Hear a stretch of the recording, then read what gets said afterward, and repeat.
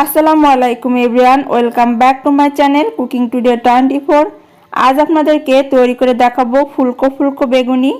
যাদের বেগুনিটা পারফেক্টভাবে ফোলে না, চুপসে থাকে, আশা করছি আজকের রেসিপিটা তাদের অনেক কাজে লাগবে।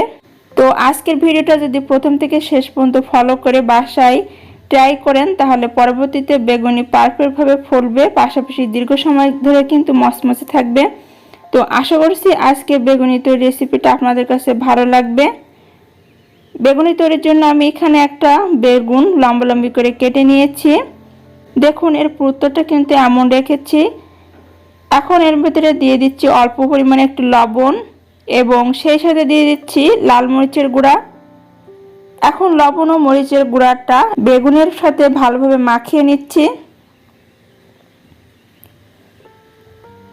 লবণ ও মরিচটা কিন্তু দেওয়ার ফলে বেগুনটা অনেকটাই সফট হবে এবং ভাজলেও ভেতরে কিন্তু কাঁচা ভাব থাকবে না। লবণ ও মরিচটা বেগুনে মাখিয়ে রাখলে বেগুনিটা কিন্তু তৈরির পরে বেগুনির ভেতরের স্বাদটা কিন্তু ঠিকঠাক থাকবে।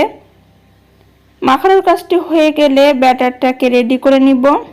তো এর জন্য একটা বলে মেজারমেন্ট কাপের 2 কাপ পরিমাণ বেসন নিয়ে নিচ্ছি।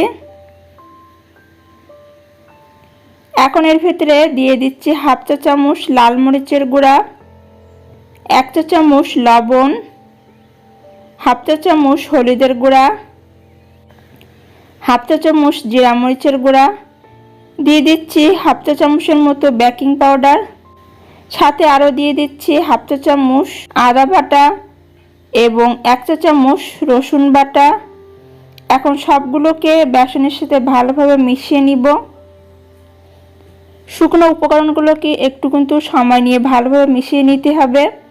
মেশানো হয়ে গেলে এখন এর ভিতরে অল্প অল্প করে পানি ঢেলে একটা তরল বাটা তৈরি করব। পানি একেবারে না ঢেলে অল্প অল্প করে ঢাললে কিন্তু ব্যাটারটা বেশি তরল বা ঘন হওয়ার সম্ভাবনা থাকবে না। ব্যাটারটা এখন বেশ ঘন আছে, এতে আরও কিছুটা পানি পরবর্তীতে অ্যাড করব, তবে তার আগে একটু ভালোভাবে ফেটিয়ে নিব। ব্যাটারটা একটু সময় নিয়ে ভালোভাবে ফেটিয়ে নেওয়ার চেষ্টা করবে, এতে করে বেগুনিটা কিন্তু যখন তেলে ছাড়বেন তখন দ্রুত ফুলে উঠবে। আসলে বেগুনি ফুলকো ফুলকো না করলে খেতে কিন্তু ভালো লাগে না।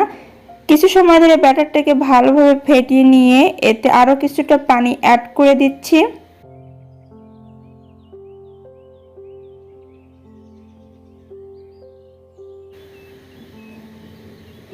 ব্যাটারের ঘনত্বটা কিন্তু এখন ঠিকঠাক লাগছে।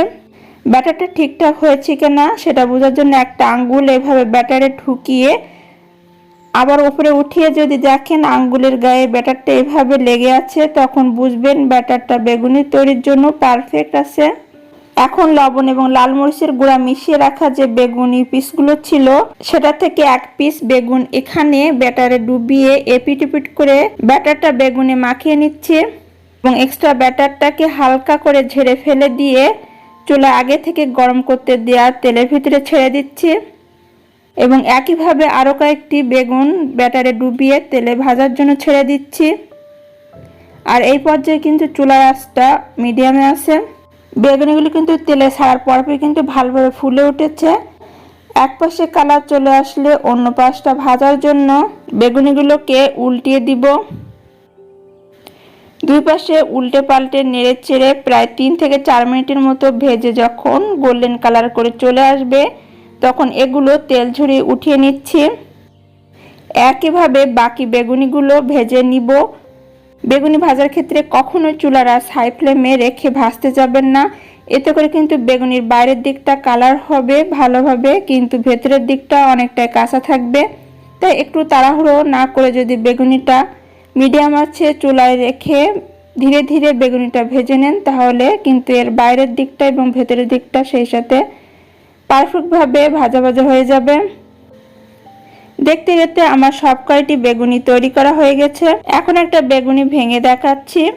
দেখুন বেগুনির বাইরের দিকটা কিন্তু ক্রিস্পি এবং ভেতরের দিকটাতে কিন্তু ভালোভাবে সেদ্ধ হয়ে গেছে। আশা করছি আজকের রেসিপিটা আপনাদের কাছে ভালো লেগেছে। ধন্যবাদ এতক্ষণ ভিডিওটি দেখার জন্য। সবাই ভালো থাকবেন, সুস্থ থাকবেন, আমার জন্য দোয়া করবেন। আল্লাহ হাফেজ।